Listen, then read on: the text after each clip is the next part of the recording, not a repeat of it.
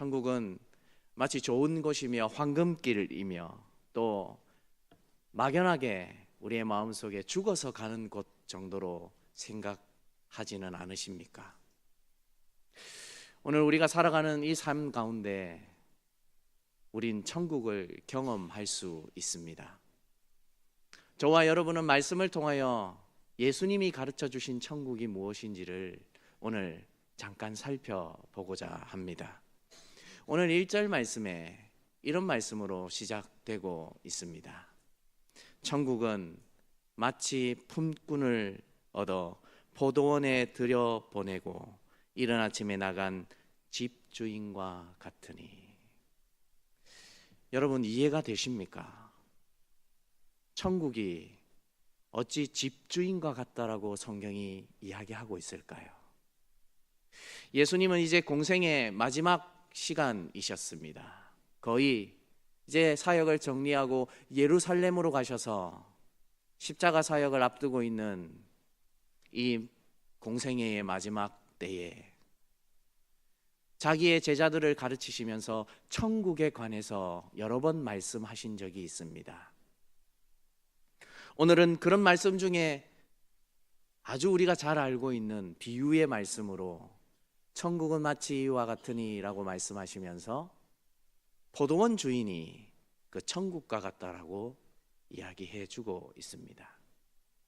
우리가 이해하기로는 천국은 장소 개념이고 우리가 죽어서 가야 하는 개념으로 다 알고 있습니다. 오늘 이 말씀이 여러분에게 이해가 되십니까? 저는 이 말씀을 준비하면서 한참 이해를 하지 못했습니다. 왜 예수님은 천국이 이 같은 자라고 이야기하실까? 그래서 주인을 곰곰이 생각해 보기 시작했습니다. 포도원 주인, 여러분 보실 때에 어떤 사람으로 보이십니까? 그는 세상에서 성공한 사람으로 비칠 수도 있고 많이 가진 자로 비칠 수 있습니다. 근데 그는 자신의 포도원의 일꾼을 얻기 위해 직접 나서고 있다는 것을 가르쳐 주고 있습니다.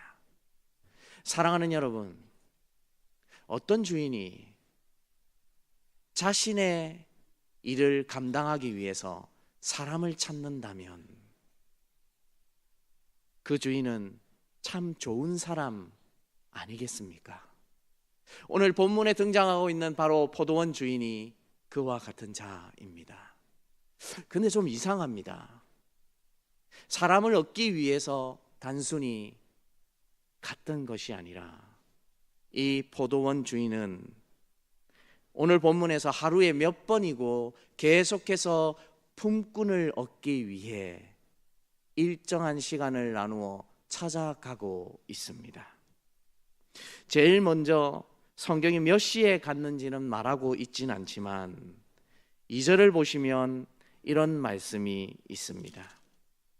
그가 하루 한 데나리온씩 품꾼들과 약속하여 포도원에 들여보내고, 몇 시인지는 잘 나타나 있지 않습니다. 그런데 이미 3절이 시작되기 전에 한번 가서 품꾼들을 뽑아다가 자신의 포도원으로 보낸 이유였습니다. 여러분, 주인의 입장에서 일꾼을 얻을 때에 아주 이른 아침에 가서 일꾼을 얻는 것이 이득이겠습니까? 아니면 시간이 한참 이후에 오전 9시에 가서 일꾼을 뽑는 것이 더 이득이겠습니까? 만약 계산적인 사람이었다면 이 주인은 아침 일찍이 자신이 필요한 모든 일꾼들을 뽑아서 자신의 포도원에 보내었을 것입니다. 그런데 오늘 본문은 계속해서 주인이 품꾼을 얻기 위해 찾아가고 있습니다. 제3시, 제6시, 제9시, 그리고 마지막 제11시까지 찾아가서 일꾼들을 뽑아다가 자기의 포도원에 보내고 있습니다. 이렇게 말하면 여러분들 잘 이해가 되지 않아서 우리나라 개념으로 시간을 바꾸어서 이야기하겠습니다. 이미 몇 시인지는 잘 밝혀져 있지 않지만 주인은 먼저 이른 아침에 가서 일꾼들을 뽑아다가 포도원에 보내었습니다. 그리고 오전 9시, 그리고 정오에, 그리고 오후 3시에, 그리고 마지막으로 오후 5시에 총 일꾼을 뽑기 위해 일정한 시간을 나누어 무려 하루에 5번을 찾아가고 있습니다. 우리의 상식으로 이 주인을 이해할 수 있습니까? 주인입니다. 데려다가 쓰면 그만이고 하루 품삯을 주면 그만입니다. 그런데 이 주인은 우리가 상식적으로 생각하지 못하는 것 정도로 계속해서 3시간마다 주기로, 마지막에는 2시간 주기로 가서 사람을 뽑아다가 일을 시킵니다. 더군다나 오후 5시에 가서 이제 6시면 일을 마쳐야 하는 시간인데 1시간 일 시키기 위해 일꾼을 뽑으러 간 주인을 보십시오.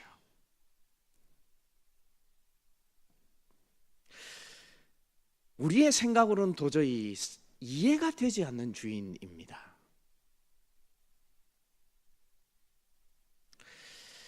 무엇을 보여주고 있습니까? 이 주인은 품꾼들에게 먹고 살 수 있는 것을 주는 기쁨이 더 컸습니다.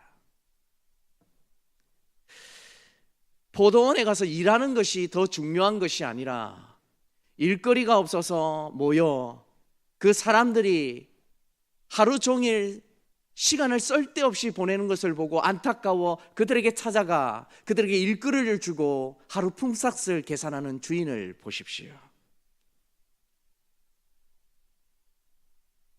포도원의 일은 우리가 생각하는 대로 험하거나 어려운 일이 아닙니다.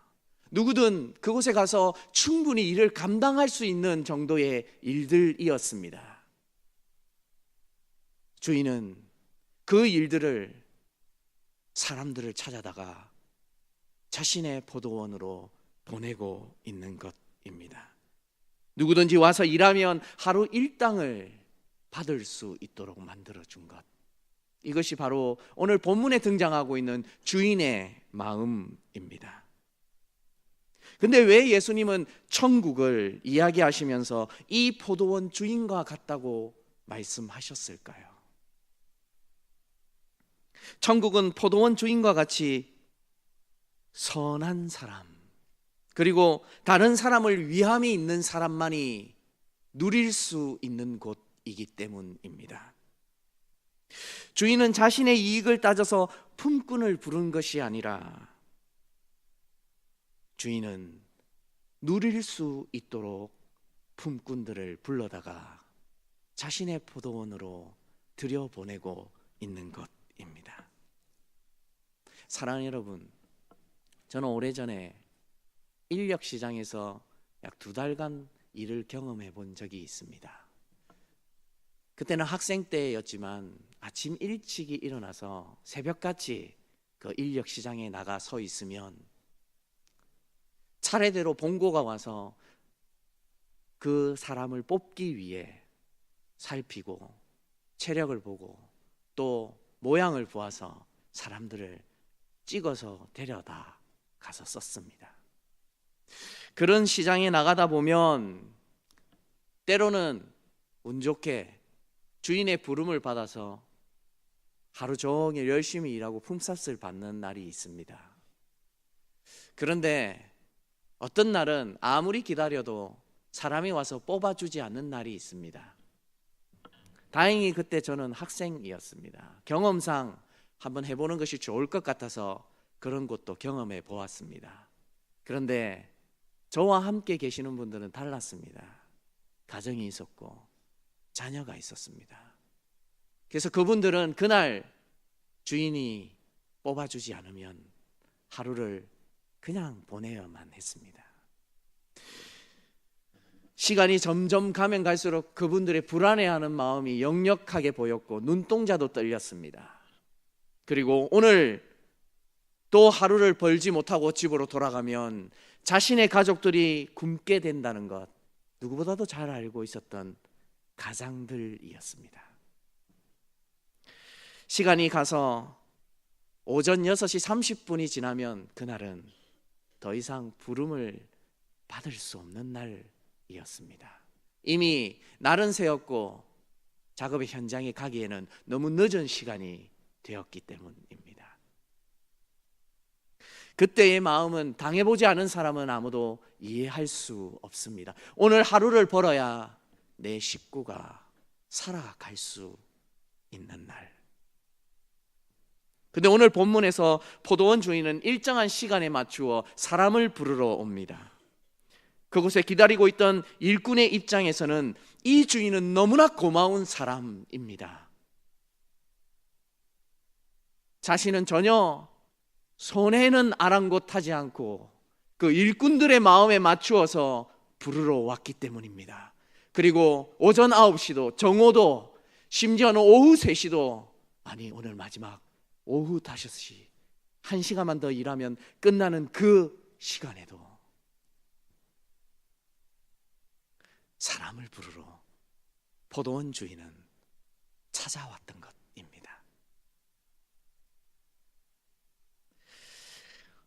근데 오늘 본문을 보십시오. 8절 말씀입니다. 여러분 한번 읽어주시기 바랍니다. 시작.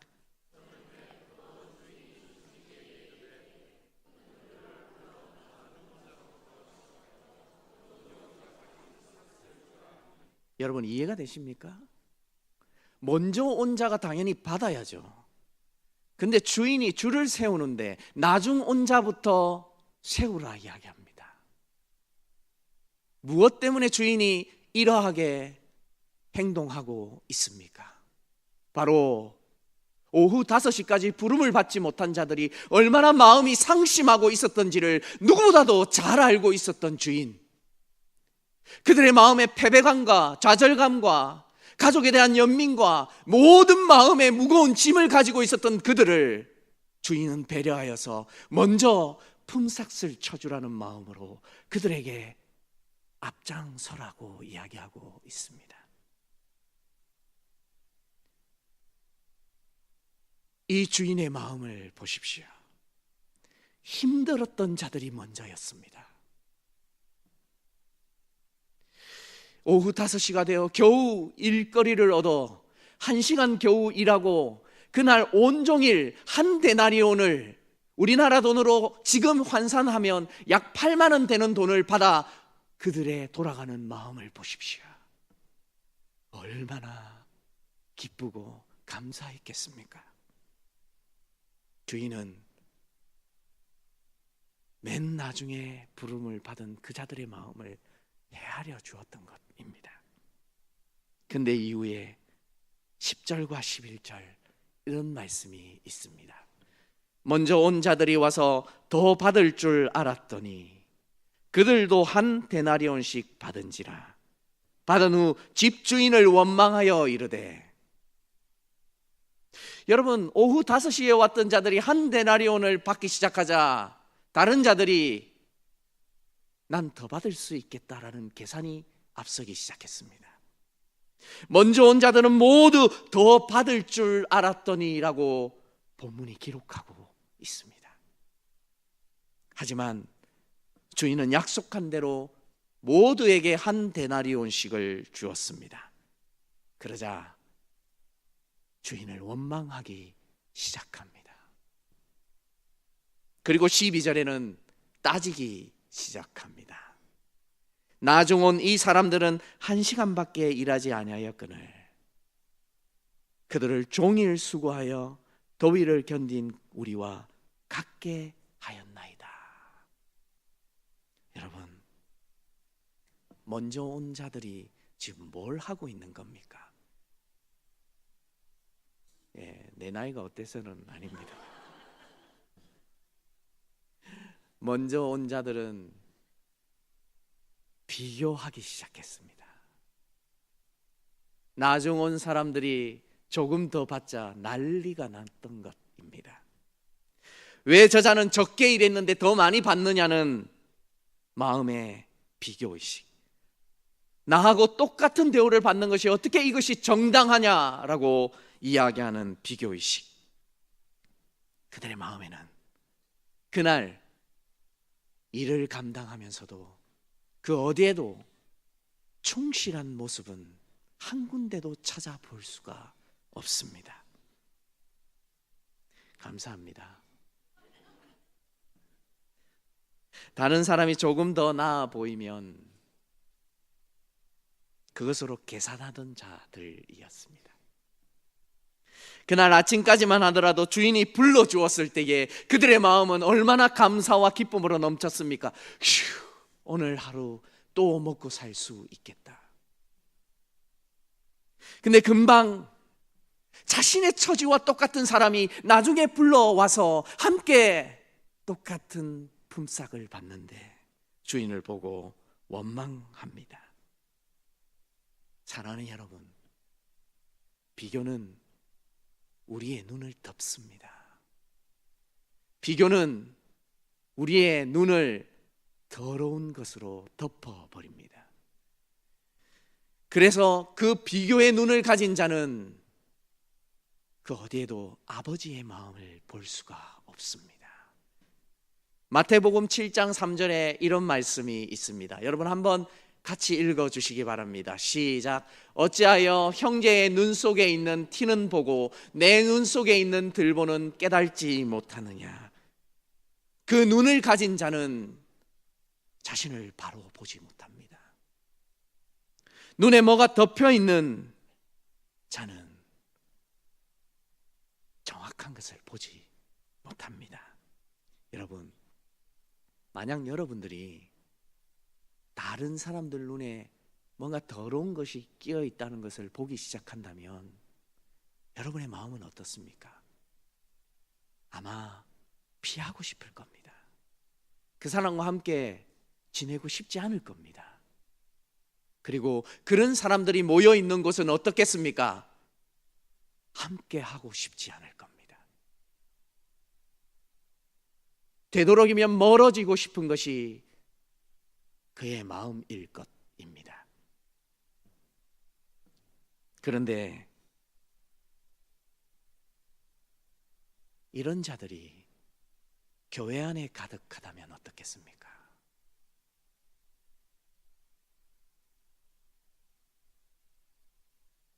서로가 혐오스럽게 쳐다보지 않겠습니까? 난 잘못 없고 넌 잘못 있다라고 보지 않겠습니까? 이런 자들이 꽉 차 있는 곳, 이런 자들이 일하는 곳에는 오늘 본문이 이야기해 주듯이 사랑이 없는 곳입니다. 이런 사람은 하나님의 일을 감당할 수가 없습니다. 하나님께서는 충실한 사람을 원하십니다. 우리 옆에 계신 분들을 봅시다. 충실한 사람이 됩시다. 한번 이야기해 주시기 바랍니다. 이 말을 이해하기 위해서는 하나님의 뜻을 먼저 알아야 합니다. 하나님께서 원하시는 충실이란 무엇일까요? 하나님의 모습을 보면 우리도 이해할 수가 있습니다. 제가 국어사전에서 충실이란 뜻을 한번 찾아보았습니다. 이런 뜻으로 되어 있었습니다. 충직하고 성실함, 충성스럽고 정직함, 바로 그런 자가 충실함을 가진 자입니다.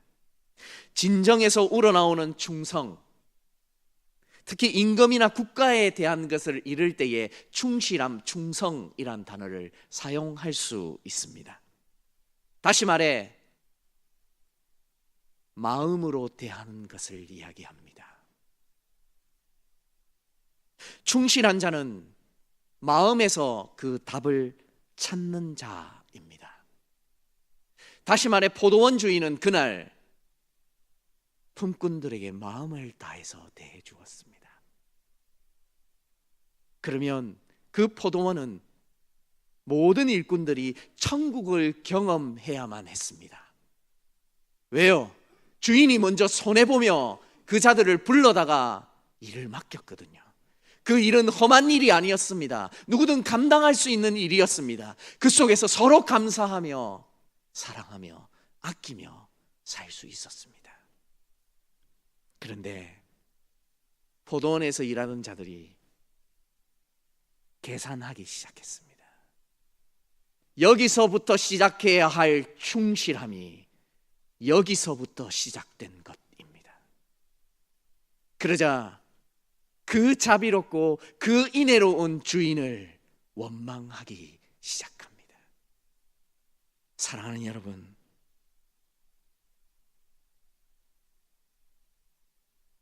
우린 이런 모습이 없을까요? 아버지는 충실함으로 우리를 대해 주십니다. 근데 우리는 어찌 내게 이러실 수 있습니까? 라고 원망함으로 아버지를 대하고 있지는 않습니까? 요즘 매스컴에서 한 사람이 아주 주목받고 있습니다. 그 사람은 바로 이국종 의사입니다. 혹시 여러분들 아십니까? 예, 이 사람에 관해서 요즘 뜨겁습니다. 몇 해 전 석회균 성장을 치료한 바 있어서 여러 번 기적을 일으켰던 사람입니다. 교통사고 직후 심장이 뛰지 않는 환자를 살려낸 일, 연간 300시간 이상 헬리콥터를 타며 중증 환자들을 치료하는 일, 하늘 위에서 사람의 배를 갈라 개복 수술을 했던 의사, 아파트 19층에서 떨어진 아이를 살려낸 명의, 그가 바로 이국종 의사입니다.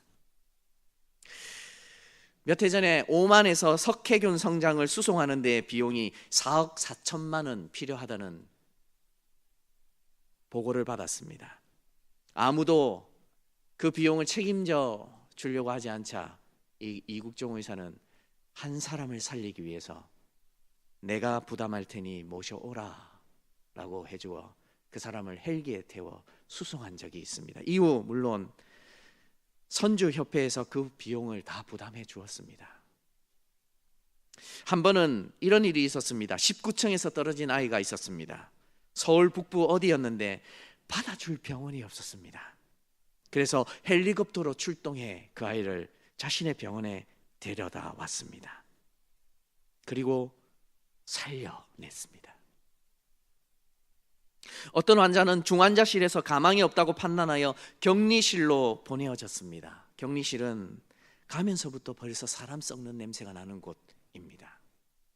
몸의 절반 정도가 썩은 사람, 하지만 그런 사람도 기적처럼 살아나기도 합니다 라고 이 의사가 이야기했습니다. 그래서 우리가 최선을 다해 버티고 있으면 기적이 생깁니다 라고 이야기합니다. 제가 왜 이 의사를 주목하여 보기 시작했는 줄 아십니까?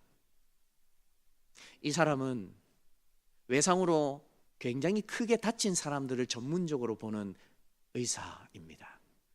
생각해 보십시오.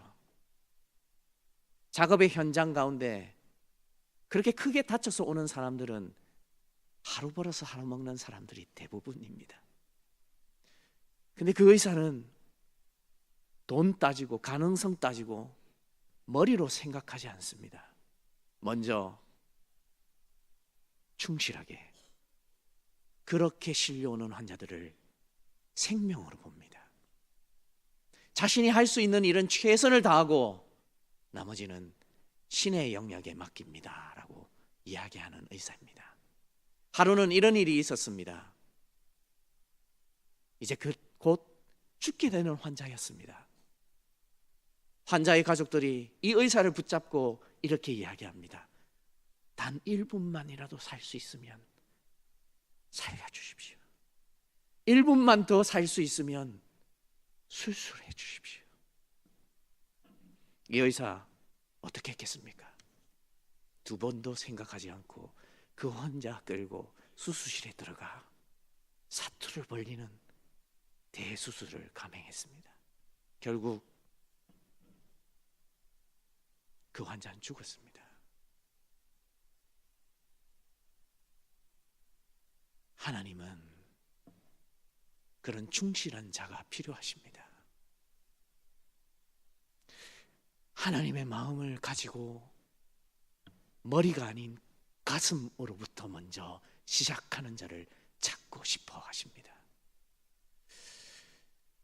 우리에게 원하시는 것이 무엇입니까? 우리에게 불가능한 일을 이루라고 이야기하십니까? 우리가 할 수 있는 일을 맡기고 시험대에 오르듯이 우리에게 그렇게 이야기하십니까? 주인의 마음을 알아. 충실한 마음으로 따르기를 원하는 사람을 하나님은 찾고 계십니다. 사랑하는 여러분, 포도원 주인이 우리 하나님이신 줄 믿으시기 바랍니다. 하나님은 그런 자의 하나님이십니다. 그 하나님이 우리가 그렇게 살기를 원하고 계시는 것입니다. 세상에 가치 없이, 희망 없이 세상의 기준에 따라 이리저리 휘둘리지 마십시오. 조금이라도 하나님이 원하시면 우린 그 마음을 가지고 살아가면 됩니다. 오늘 청년대학부가 함께 임마누엘로 찬양하며 여기에 앉아 있습니다. 저는 이 아이들이 우리 교회에서 그런 충실한 자와 같은 자가 되기를 바랍니다. 아니, 우리 교회에 거쳐가는 모든 자녀들이 하나님의 마음을 가지고 살 수 있는 자가 되기를 바랍니다. 그 일을 위해서 우리는 죽기 살기로 교육하고 가르치고 신앙이 무언지를 길러내고 훈련시키는 것입니다. 사랑하는 여러분, 우리가 먼저 충실한 자가 되어야 합니다. 그렇지 않으면 우리 다음 세대들에게 아무것도 가르쳐 줄 것이 없습니다. 우리가 먼저 아버지의 뜻을 가지고 살아서 여러분의 삶에 하나님이 원하는 것으로 가득 차 충실한 맛을 누리는, 충실한 주인을 섬기는 복 있는 사람들이 되기를 주님의 이름으로 소원드립니다.